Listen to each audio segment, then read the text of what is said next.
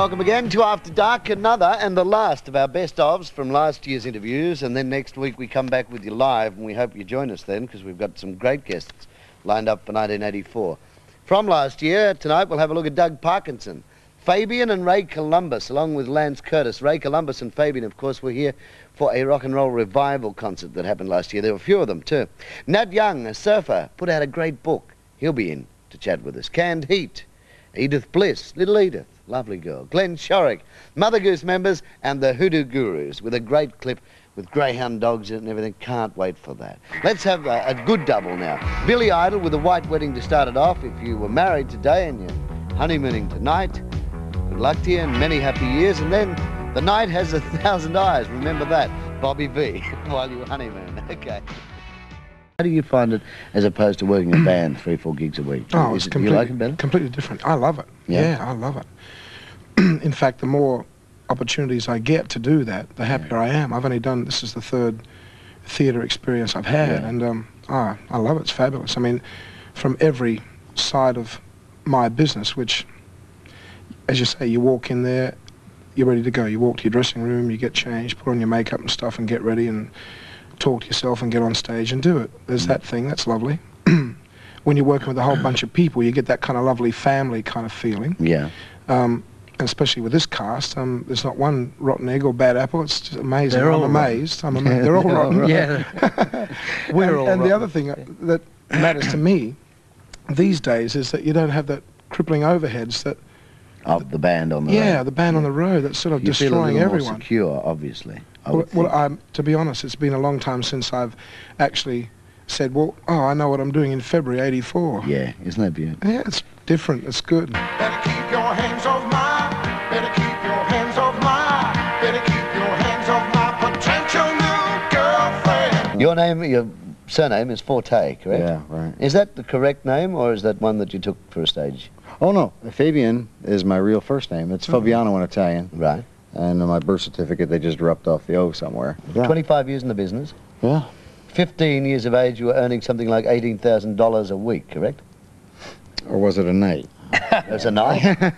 Holy mackerel. Who, number one question there, at 15 you don't often look at your books. No. So, who actually did that little bit of research and found that out? And secondly, how in the heck did you handle it? It's all bull anyway. All right. Who knows, who knows where they came up with that figure? Yeah.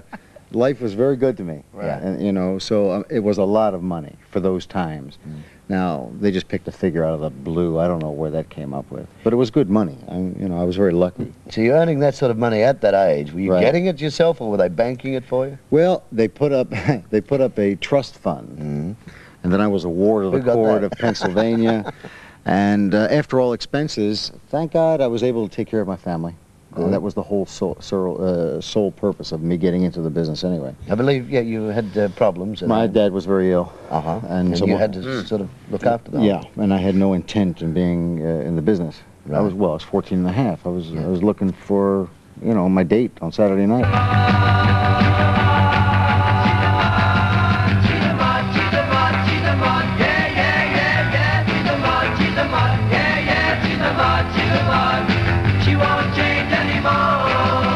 And Ray Brown was telling me the first day you appeared at Surf City, I believe, the band are all out there, and you ran out. Your introduction was to run, jump, and then when you hit the ground, everyone did steps and you had an amazing amount of steps. There was only 20 people in there, yes. Yeah, there weren't a lot of people there. There's more people on the stage. Appreciate this, but were you always into dance? Because then you came up with what was it called? The Mod's Nod. Mod's Nod. That was to counter the surf stomp, because we were playing rhythm and blues, really. Yeah. And there was a sort of a fusion there of rockabilly, which is where I began anyway, and rhythm and blues. I always liked all of that sort of music, and still do.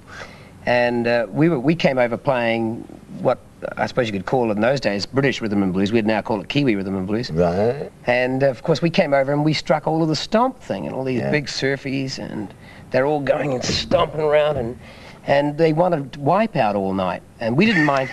Our drummer liked playing. Jimmy didn't mind playing it once or twice a night, but it was interfering with the rest of our act and our music. So what we had to do was to come up with a different dance, because the stomp was so powerful, whereas in New Zealand, surfing's always been big, but the stomp was nothing. No, they never heard of it. So I created the Mod's Nod, this thing. because I thought if I can just nail their feet to the floor and make them move the upper half of their body, then maybe they'd be interested in our music, you see. So that's how it began.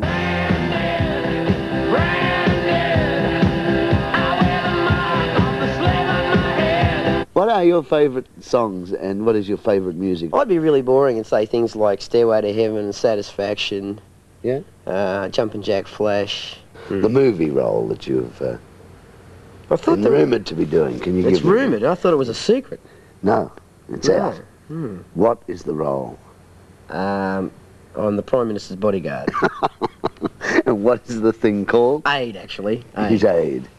It's the company is called Buller McKenker Productions, and the movie is called Buller McKenker at Last, I think. You can't hurt me, 'cause angry words are nothing new. Esperanto, mate. It's a Esperanto. Esperanto, is it? That period of your career is a period where I was, in fact, doing nothing but backing racehorses. So I think that's why I missed it, and I don't think we've ever spoken about it. So can you just? Well, everybody missed it, really, Donnie. I mean, it wasn't exactly a huge success. It was, Really? you know, I was in England for 5 years after the remnants of Axiom had split up. I decided to stay on and got offered this job in this 12-piece classical rock extravaganza show group. Was Kevin Peake involved with this? No, Kevin wasn't in it. There was a couple of Australians, myself, a guy called Brian Holloway. Yeah. He used to play with Aesop's Fables and Heart and Soul in the 60s and 70s. Janice Slater, who's a fine session singer, Yeah. still in Sydney, and a couple of New Zealanders, about 4 Belgians, a couple of Italians, about 4 English people. Esperanto was the right name for it because that's the multilingual bring language together of the world sort of thing. Yeah, that was the idea of it, but it didn't work. It was too unwieldy. Did you work live much? We did a couple of tours of Europe. Yeah. Really bad bills like Shana Na was the headliner, and we would support. You know, we were doing very involved classical rock style music, 30/8 time and very progressive stuff. And then Shana and I were doing, it was a real craziness. It was a bit of a silly bill. We did a couple of tours of England, but they were hideous, basically. The best part I remember of those days were the forming of the group. Yeah. The record company said, right, we're going to do it, and they put a lot of money into it, put us down in a little farmhouse in Cornwall, where we lived for about 6 weeks all together. Right. And that was nice, it was a real communal feeling. We ate brown rice and veggies and worked 12 hours a day and had a good time.